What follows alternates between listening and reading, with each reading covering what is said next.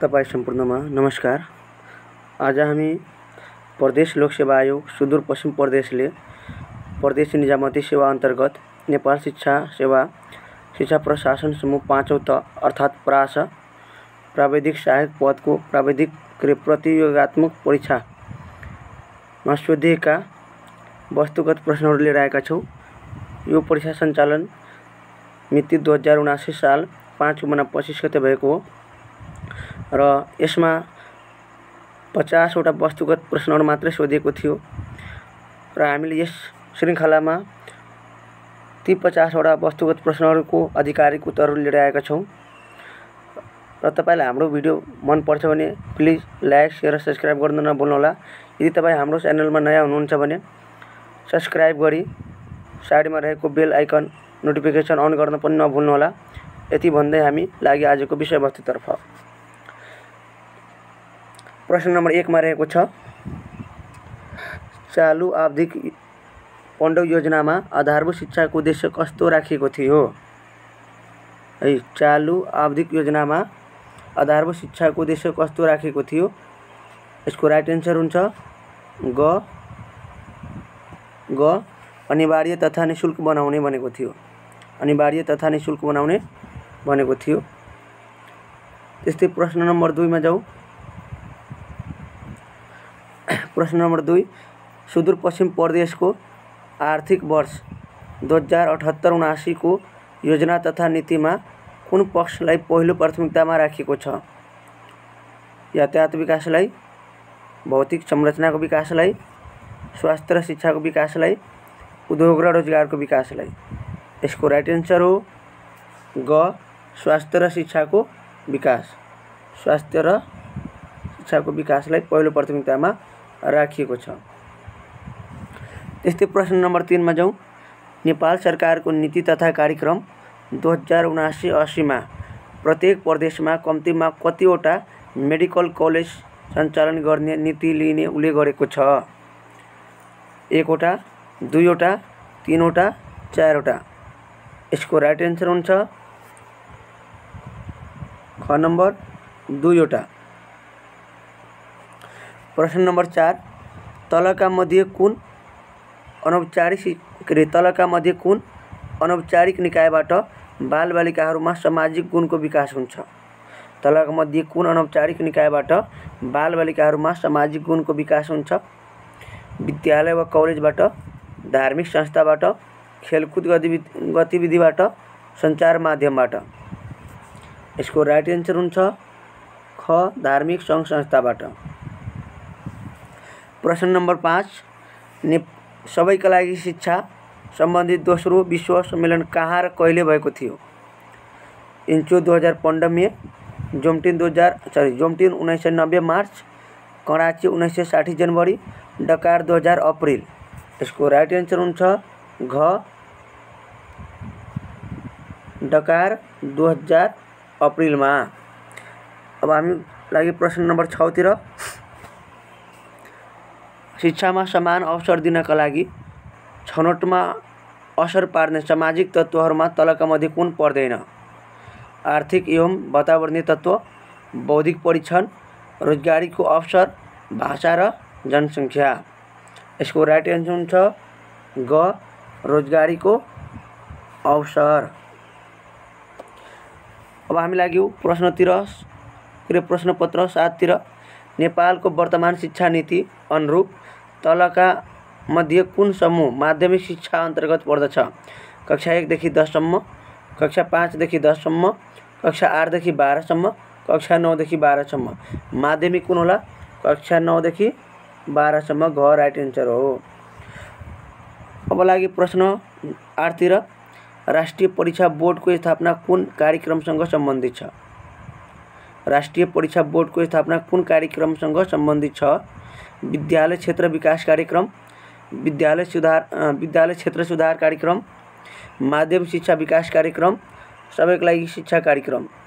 यसको right answer हो क विद्यालय क्षेत्र विकास कार्यक्रम। अब हामी लागि प्रश्न 9 तिर। प्रश्न 9 मा रहेको छ, विश्वविद्यालय अनुदान आयोगको काम तलका मध्ये कुन हो? विश्वविद्यालय अनुदान आयोगको काम तलका मध्ये कुन हो? क विश्वविद्यालयलाई कलेज कार्यक्रम सञ्चालन गर्न अनुमति दिने। ख आयोगको वार्षिक प्रतिवेदन राष्ट्रपति समक्ष पेश गर्ने। ग उच्च शिक्षाको स्तर वृद्धिको लागि कार्यक्रम तर्जुमा गर्ने। घ प्राविधिक शिक्षा तथा तालिम सञ्चालनका लागि विश्वविद्यालयलाई परामर्श दिने। विश्वविद्यालय अनुदान आयोगको मुख्य काम के हो?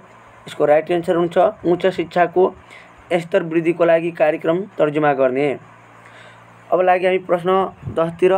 पाठ्यक्रम प्रारूपले प्राविधिक साक्षरतालाई कुन सिप अन्तर्गत राखेको छ? बहुसाक्षरता सिप, व्यक्ति सिप, अन्तर्व्यक्ति सिप, सोचाइ सिप। यसको राइट एन्सर हुन्छ बहुसाक्षरता सिप क। प्रश्न नम्बर 11। राष्ट्रिय शिक्षा आयोगको प्रतिवेदन 2049 ले तोके अनुसार उच्च शिक्षाका 4 तहहरू के हुन्?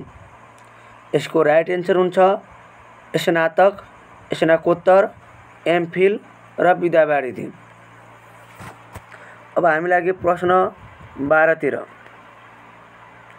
प्रश्न नम्बर 12 मा कुन तहमा निर्माणात्मक मूल्याङ्कनका आधारमा कक्षा उन्नति गर्नु उपयुक्त हुन्छ? उच्च शिक्षामा, उच्च माविमा, माध्यमिकमा, आधारभूतमा। है कक्षा उन्नति कुनमा उपयुक्त हुन्छ त? आधारभूतमा। प्रश्न 13 तिर लागौ। शिक्षामा सूचना प्रविधिको प्रयोगको मुख्य चुनौती के हो? प्रविधि मैत्री शिक्षक तालिम नहुनु, सबै भवन तथा कक्षा कोठाहरू व्यवस्थित हुनु, प्राविधिक जनशक्तिको अभाव हुनु, डिजिटल प्रविधिको अत्यधिक प्रयोग। यसको राइट एन्सर हो प्राविधिक जनशक्तिको अभाव। खुला तथा दूर सिकाइ प्रणालीको लक्षित समूह कुन हो? खुला तथा दूर सिकाइ प्रणालीको लक्षित समूह कुन हो? कसलाई दिन त? शिक्षाको अवसर नपाएका प्रौढहरू, सिकाइको चरणमा प्रवेश नपाएका महिलाहरू, प्रवेशिका परीक्षा उत्तीर्ण नभएका व्यक्तिहरू, नियमित शिक्षा प्रणालीको माध्यमबाट शिक्षा आर्जन गर्न नसक्ने वा नपाउने व्यक्तिहरूलाई दिन्छ। यसको राइट एन्सर ग नम्बर हुन्छ। खुला तथा दूर सिकाइ प्रणाली कसलाई दिने हो त? नियमित शिक्षा प्रणालीको माध्यमबाट शिक्षा आर्जन गर्न नसक्ने वा नपाउनेहरूलाई दिने हो। अब हामी लागौ प्रश्न 15 तिर। नेपाल खुला विश्वविद्यालयको स्थापना कहिले भएको हो? 2070 साल, 2071 साल, 2072 साल, 2073 साल। यसको राइट एन्सर हुन्छ 2073 साल। है 2073 साल 3 महिना 30 गते खुला विश्वविद्यालयको स्थापना भएको हो। अब लागु हामी प्रश्न 16 तिर। विद्यालय शिक्षाको माध्यम कुन भाषा हुने व्यवस्था गरेको छ? नेपाली भाषा, ख अङ्ग्रेजी भाषा, ग नेपाली अङ्ग्रेजी भाषा वा मातृभाषा, घ मातृभाषा। यसको राइट एन्सर हुन्छ ग नेपाली अङ्ग्रेजी भाषा वा मातृभाषा। अब लागु प्रश्न 17 तिर। स्थानीय सरकार सञ्चालन 2074 बमोजिम मातृभाषामा शिक्षा दिने विद्यालयको अनुमति लगायत नियमन कसले गर्ने व्यवस्था रहेको छ? है विद्यालयको अनुमति लगायत नियमन गर्ने कुनको त? मातृभाषामा शिक्षा दिने गाउँपालिका वा नगरपालिका, ख प्रदेश त, ग जिल्ला समन्वय समिति, घ सङ्घीय त। यसको राइट एन्सर हुन्छ गाउँपालिका वा नगरपालिका। अब लागु प्रश्नपत्र 18 तिर। कार्यालयले के गर्यो भने सेवाग्राहीमुखी सेवा हुन्छ? टिप्पणी उठाउन छिटो गर्ने, कार्य प्रक्रियालाई कम समयको बनाउने, निर्णय गर्ने त छोट्याउने, कर्मचारीको सोचाइ र व्यवहार सेवाग्राहीमुखी बनाउने। यसको राइट एन्सर हुन्छ घ कर्मचारीको सोचाइ र व्यवहार सेवाग्राहीमुखी बनाउने। अब हामी लागु प्रश्न 19 तिर। निजामती सेवा ऐन 2049 अनुसार कुनै एक अपाङ्गता भएकी महिलाले निजामती सेवामा उम्मेदवार हुन चाहेमा अधिकतम उमेर कति हो? 21 वर्ष, 35 वर्ष, 40 वर्ष, 45 वर्ष। यसको राइट एन्सर हुन्छ 40 वर्ष। अब हामी लागु प्रश्न 20 तिर। अछराङ शिक्षा पुस्तकका लेखक जय पृथ्वी बहादुर सिंहको नाम सुदूरपश्चिम प्रदेशको कुन जिल्लासँग जोडिएको छ? डोटी, कैलाली, बाजुरा बझाङ। यसको राइट एन्सर हुन्छ बझाङ है, बझाङ्गी राजा थियो। अब लागौ प्रश्नपत्र 21 तिर। शिक्षाको वास्तविक अर्थ के हो? सबैलाई साक्षर बनाउनु, समाजको विकास गर्नु, पूर्णता प्राप्त गर्नु, जीवनको तयारी गर्नु। यसको राइट एन्सर हुन्छ पूर्णता प्राप्त गर्नु। अब लागौ प्रश्न 22 तिर। जन्मदेखि वयस्क अवस्थासम्मको विकासात्मक अवस्था मध्ये कुन अवस्थालाई नकारात्मक अवस्था भनिन्छ? क शिशु अवस्था, ख प्रारम्भिक बाल्यावस्था, ग यौनावस्था, घ किशोरावस्था। यसको राइट एन्सर हुन्छ यौनावस्था। अब लागौ हामी प्रश्न 23 तिर। उत्तर बाल्यावस्थाका केटाकेटीहरूको सामाजिकीकरणहरूमा कुन पक्षको प्रभाव अधिक हुन्छ? आफ्नै उमेर समूहको भाषा, फेसन र व्यवहार, ख अभिभावक आमाबुबाको व्यवहार, ग समाजको मूल्य मान्यता र संस्कृति, घ विद्यालयको नीति नियम र निर्देशन। यसको राइट एन्सर हुन्छ क आफ्नै उमेर समूहको भाषा अनि फेसन व्यवहार। अब हामी लागौ प्रश्न 24 तिर। शिक्षण र सिकाइका सम्बन्धमा कुन भनाइ ठिक छ? क शिक्षण सिक्ने कार्य हो भने सिकाइ जान्ने कार्य हो। ख शिक्षण र सिकाइ दुवै एउटै अवधारणा हो। ग शिक्षण व्यवहारमा आउने परिवर्तन हो भने सिकाइ सिक्ने वातावरण हो। घ शिक्षण सिकाइका लागि प्रदान गर्ने वातावरण हो भने सिकाइ व्यवहार आउने परिवर्तन हो। यसको राइट एन्सर हुन्छ घ शिक्षण सिकाइका लागि प्रदान गर्ने वातावरण हो भने सिकाइ व्यवहारमा आउने परिवर्तन हो। अब हामी लागौ प्रश्नपत्र 25 तिर। कार्यपरक सम्बन्धन सिकाइले केमा जोड दिन्छ? कार्यपरक है जान्नु होला। कार्यपरक भनेको कसको त? प्याभलोभको स्किनरको।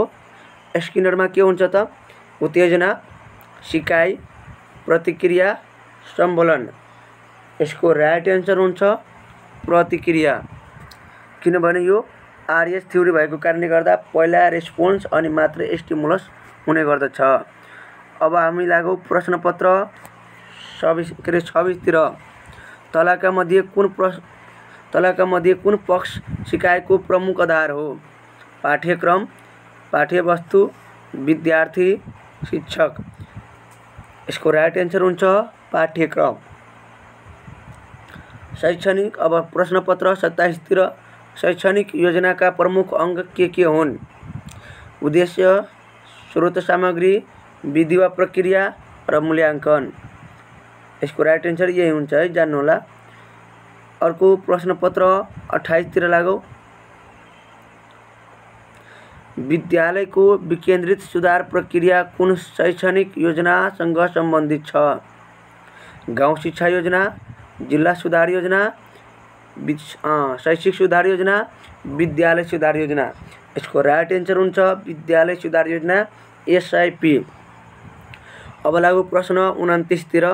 कक्षामा शिक्षण गर्दा शिक्षण विधिको छनौट के को आधारमा गरिन्छ? पाठको उद्देश्यको आधारमा, सामग्रीको उपलब्धताको आधारमा, विद्यार्थीको रुचिको आधारमा, शिक्षकको रुचिको आधारमा। यसको राइट एन्सर हुन्छ पाठको उद्देश्यको आधारमा शैक्षिक सामग्रीको र विधिको चयन गर्नुपर्छ। अब प्रश्न 30 तिर। शिक्षक केन्द्रित विधि तलका मध्ये कुन हो? छलफल विधि, प्रवचन विधि, प्रश्नोत्तर विधि, खोज विधि। यसको राइट एन्सर हुन्छ प्रवचन विधि। यो शिक्षक केन्द्रित विधि हो। प्रश्न नम्बर 31। विद्यार्थीहरूको प्रभावकारी सिकाइका लागि कस्तो प्रकारको शिक्षण सामग्री बढी प्रभावकारी हुन्छ? रङ्गीन तस्बिरहरू, श्रव्य सामग्रीहरू, दृश्य सामग्रीहरू, श्रव्य दृश्य सामग्रीहरू। यसको राइट एन्सर हुन्छ श्रव्य दृश्य सामग्रीहरू। अब लागौ हामी प्रश्न 32 तिर। आधारभूत शिक्षा कक्षा 1 देखि 3 को उद्देश्य अन्तर्गत कुन कुरा समावेश गरिएको छैन? देश प्रेम र राष्ट्रिय एकताको भावना, ख आधारभूत भाषिक दक्षता तथा सञ्चार सिपको विकास, ग आधारभूत नीति अवधारणा, घ अनुशासन, सदाचार र स्वावलम्बन समावेश नगरिएको हो। यसको राइट एन्सर हुन्छ क देशप्रेम र राष्ट्रिय एकताको भावना। प्रश्न नम्बर 33 विद्यार्थीको लेखनसिपको लेखाजोखा गर्न कस्तो प्रश्न बढी उपयोगी देखिन्छ? विषयगत, वस्तुगत, मौखिक, बहुवैकल्पिक। विद्यार्थीको लेखनसिप है, लेखनसिपको लागि के त विषयगत प्रश्नहरू। अब लागु प्रश्न 34 मा पाठ्यक्रम प्रारूपले प्रदेश स्तरलाई कुन तहको सार्वजनिक परीक्षा सञ्चालन र प्रमाणीकरण गर्न जिम्मेवारी बनाएको छ? कक्षा 5 को, कक्षा 8 को, कक्षा 10 को, कक्षा 11 र 12 को। यसको राइट एन्सर हुन्छ कक्षा 10 को है, जानु होला। 8 को स्थानीय तह, 10 को प्रदेश सरकार र 12 को संघीय सरकारको एनईबी को मातहतमा रहने भनेको छ। अब हामी लागि प्रश्न 35 तिर। वस्तुगत प्रश्नको सबैभन्दा असल पक्ष के हो? सजिलै उत्तर अनुमान गर्न सकिने, तत्काल ठिक र बेठिक छुट्याउन सकिने, मूल्याङ्कन गर्न सजिलो र छोटो हुने र छिटो हुने, नपढेर पनि उत्तर लेख्न सकिने। यसको सबभन्दा राम्रो गुण भनेको मूल्याङ्कन गर्न सजिलो र छिटो हुने। अब प्रश्न 36 तिर लागौ। कक्षा कोठा व्यवस्थापन तलका मध्ये कुन हो? साप्ताहिक पाठ्ययोजना, विद्यालय सुधार योजना, दैनिक पाठ्ययोजना अनि फर्निचर व्यवस्थापन। कक्षा कोठा व्यवस्थापनको मुख्य कुरा के भयो त यहाँ? फर्निचर व्यवस्थापन। अब लागु प्रश्न 37 तिर। समावेशी शिक्षा भन्नाले के बुझिन्छ? अपाङ्गता भएका बालबालिकाको सहभागिता हुने शिक्षा होइन। फरक दस्ता भएका फरक क्षमता भएका बालबालिकालाई दिने शिक्षा विशेष शिक्षा यो पनि होइन। सबै बालबालिकाको सिकाइमा सहभागी रहने शिक्षा यसको राइट एन्सर हो है, जान्नु होला। समावेशी शिक्षा भनेको सबै बालबालिकाहरूको सिकाइमा सहभागी गराउने शिक्षा हो। अर्को प्रश्न नम्बर 38 विद्यालयको शैक्षिक तथ्याङ्क कहिले कहिले भराइन्छ? जेठ 8, चैत 23, ख अषाढ 8, फागुन 7, ग वैशाख 23, अषाढ 8, घ वैशाख 30, भाद्र 23। यसको राइट एन्सर हुन्छ क जेठ 8, चैत्र 23। हुन त यो जेठ 7 गते र चैत्र 23 गते भरिन्छ, तर अप्सन अनुसार जेठ 8 यहाँ सही मानिन्छ। अब लागु प्रश्न 39 तिर। नेपालको विद्यालय शिक्षाको शैक्षिक तथ्याङ्कको विश्लेषण मूलतः केका आधारमा गरिन्छ? नेपालको विद्यालय शिक्षाको शैक्षिक तथ्याङ्कको विश्लेषण मूलतः केका आधारमा गरिन्छ? घरधुरी सर्वेक्षणका आधारमा, स्थानीय तहको तथ्याङ्कको आधारमा, विद्यालय तथ्याङ्कका आधारमा, जनगणनाको तथ्याङ्कको आधारमा। यसको राइट एन्सर हो विद्यालय तथ्याङ्कका आधारमा। अब लागु हामी प्रश्न 40 तिर। स्थायी शिक्षकको बढुवाको मूल्याङ्कन गर्दा नोकरीको ज्येष्ठता बापत बढीमा कति अङ्क दिइन्छ? 25 अङ्क, 30 अङ्क, 35 अङ्क, 40 अङ्क। यसको राइट एन्सर सबैलाई थाहा भइसक्यो होला। यसको राइट एन्सर हुन्छ ग 35 अङ्क। अब हामी चर्चा गरौँ प्रश्न नम्बर 41। तलका मध्ये कुन चाहिँ कार्य विवरणमा समावेश गरिँदैन? क्रियाकलापहरू, पद र नाम, कर्तव्य, शिक्षा। कार्य विवरणमा के उल्लेख गरिँदैन? यसको राइट एन्सर हो शिक्षा उल्लेख गरिँदैन है। कार्य विवरण हुन्छ नि त, कुनै पनि कर्मचारी नियुक्त भइसकेपछि निज व्यक्तिले के कार्य गर्नुपर्छ भनेर निजका मातहतमा रहेका निजका अधिकारीले ती कर्मचारीलाई दिने कार्य विवरण, कुन पदको व्यक्ति हो, के नाम हो, उसको गर्नुपर्ने काम के छ, उसको कर्तव्य के हो, यी कुराहरूले गरेर उसको कार्य विवरण तोकिएको हुन्छ। यसमा शिक्षा उल्लेख गरेका हुँदैन। अब प्रश्न 42 तिर लागौ। सङ्गठनमा छड्के सञ्चार कस्तो हुन्छ? सूचना माथितिर जान्छ, सूचना तलतिर झर्छन्, सूचना दुवैतिर प्रवाहित हुन्छ, सूचना विभिन्न विभाग र कार्यहरूबीच प्रवाहित हुन्छ। यसको राइट एन्सर हो घ। सूचना विभिन्न विभाग र कार्यालयहरूबीच प्रवाहित हुन्छ। अब प्रश्न लागौ 43 तिर। अनलाइन शिक्षामा देखिएको प्रमुख चुनौती कुन हो? असमान पहुँच, शिक्षकको अभाव, प्रविधिको अभाव, अभिभावकको उदासीनता। यसको प्रमुख चुनौती भनेको असमान पहुँच। सबैतिर समान रूपले सूचना तथा सञ्चार पुगिसकेको अवस्था रहेनछ। अब हामी लाग्यौँ प्रश्न 44 तिर। राणाहरूका सन्तानका लागि मात्र भनी खोलिएको दरबार स्कुल कहिलेदेखि सर्वसाधारणका लागि पनि खुल्ला भयो? राणाहरूको लागि मात्रै खोलिएको दरबार स्कुल सर्वसाधारणको लागि पनि कहिले खुल्ला गरियो? 1932, 1934, 1942, 1957। यसको राइट एन्सर हो 1942। पूर्ण रूपमा खुल्ला गरेको 57-58 तिर हो, तर सर्वसाधारणको लागि खुल्ला बनेपछि 42 यसको राइट एन्सर हो। अब लागौ प्रश्न 45 तिर। उच्च माध्यमिक शिक्षा ऐन 2046 ले प्रवीणता प्रमाणपत्र सम्बन्धी कस्तो व्यवस्था गरेको थियो? प्रवीणता प्रमाणपत्रको पठन पाठन बन्द गर्ने, प्रवीणता प्रमाणपत्रको परीक्षा सञ्चालन गर्ने, माध्यमिक विद्यालयमा स्थानान्तरण गर्ने, माध्यमिक विद्यालयको नक्साङ्कन गर्ने। यसको राइट एन्सर हो ग। माध्यमिक विद्यालयमा स्थानान्तरण गर्ने। अब हामी लागौ प्रश्न 46 तिर। विद्यालय स्तरमा पढाउन नेपाली भाषामा लेखिएको पहिलो पाठ्यपुस्तक निम्नमध्ये कुन हो? नेपालको पहिलो पाठ्यपुस्तक कुन भनेको छ?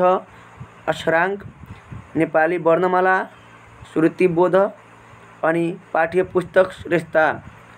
यसको राइट एन्सर हुन्छ अक्षराङ्क। र 2079 सालको बिनीलाई प्रदेश नम्बर 1 को बिनीमा पनि यही प्रश्न सोधेको थियो। अब हामी लागौ प्रश्न 47 तिर। विगतमा भएका कुन 3 निकायलाई खारेज गरी तिनले गर्ने कामलाई शिक्षा तथा मानव स्रोत विकास केन्द्रलाई जिम्मेवारी दिएको छ? यो म धेरै पटक भनेको पनि छु। कुन 3वटा निकायलाई खारेज गरेको छ? एउटा शिक्षा विभाग, अर्को शैक्षिक जनशक्ति विकास केन्द्र र अनौपचारिक शिक्षा केन्द्रलाई मर्ज गरेर बनाएको संस्था अहिले कुन हो त? शिक्षा तथा मानव स्रोत विकास केन्द्र हो। यसको राइट एन्सर ख हुन्छ। शिक्षा विभाग, शैक्षिक जनशक्ति विकास केन्द्र र अनौपचारिक शिक्षा केन्द्र। अब लागौ प्रश्न 48 तिर। राष्ट्रिय शिक्षा नीति 2076 मा समावेश भएका उद्देश्यभित्र कुन कुरा पर्दैन? बालबालिकाको सर्वाङ्गीण विकास, आधारभूत शिक्षामा सबैको पहुँच, गुणस्तरीय माध्यमिक शिक्षा, प्राविधिक तथा व्यावसायिक शिक्षा र तालिमको अनिवार्य व्यवस्था। यसमा नपर्ने उद्देश्यभित्र कुन हो त? घ नम्बर प्राविधिक तथा व्यावसायिक शिक्षा र तालिमको अनिवार्य व्यवस्था। अब प्रश्न नम्बर 49 का कुरा गरौँ। नेपालमा शिक्षाका राष्ट्रिय उद्देश्य 12वटा निर्धारण गरिएको छ। 11 उद्देश्यमा मुख्य गरी केमा जोड दिएको छ? रचनात्मक तथा समालोचनात्मक चिन्तनको विकास, नेपाली मौलिक कला संस्कृति सौन्दर्य आदिको संरक्षण, सामाजिक न्यायमा आधारित समृद्ध राष्ट्र निर्माण, जलवायु परिवर्तन र विपद व्यवस्थापन गर्न सक्षम बनाउने। यसमा कुन हुन्छ 11औंमा? घ नम्बर जलवायु परिवर्तन र विपद व्यवस्थापन गर्न सक्षम बनाउने राइट एन्सर हो। अब हामी लागि अन्तिम प्रश्न 50 तिर। राष्ट्रिय शिक्षा आयोग 2049 को प्रतिवेदनले अनौपचारिक शिक्षालाई कुन तहमा विभाजन गरेको छ? आधारभूत साक्षरता, दूर शिक्षा, खुला शिक्षा। अर्को आधारभूत साक्षरता, साक्षरोत्तर खुला शिक्षा। अर्को आधारभूत साक्षरता, साक्षरोत्तर आय आर्जन। अर्को आधारभूत साक्षरता, साक्षरोत्तर दूर शिक्षा। यसको राइट एन्सर हुन्छ घ। आधारभूत साक्षरता, साक्षरोत्तर र दूर शिक्षा। यी प्रश्नहरू विक्रम सम्वत 2079 साल 5 महिना 25 गते प्रदेश लोकसेवा आयोग सुदूरपश्चिम प्रदेशमा सोधेको प्रासको प्रश्न उठाएको थियो। र तपाईलाई हाम्रो भिडियो मन पर्यो भने प्लिज लाइक, शेयर र सब्स्क्राइब गर्न नभुल्नुहोला। यदि तपाईँ हाम्रो च्यानलमा नयाँ हुनुहुन्छ भने प्लिज सब्सक्राइब गरी नजिकैमा रहेको बेल नोटिफिकेसन पनि अन गर्न नभुल्नुहोला। हामीले यस युट्युब च्यानलमा आधिकारिक र एकदमै महत्त्वपूर्ण र गहकिलो विषयवस्तुहरू राख्ने जमर्को गरेका छौँ। यति भन्दै आजको श्रृङ्खलाबाट हामी बिदा भए। नमस्कार।